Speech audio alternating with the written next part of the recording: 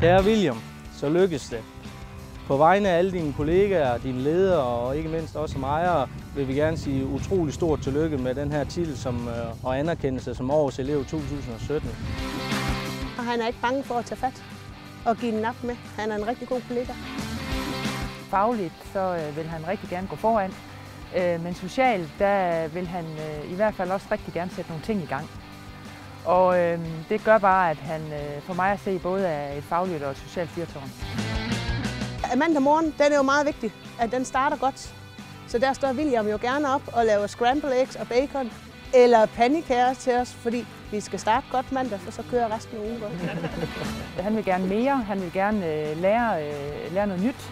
Han vil gerne udfordre det eksisterende, stille de kritiske spørgsmål, og det er jo også noget af det, som er med til at skabe en god dynamik i klasselokalet. Han er en rigtig værdig modtager af prisen.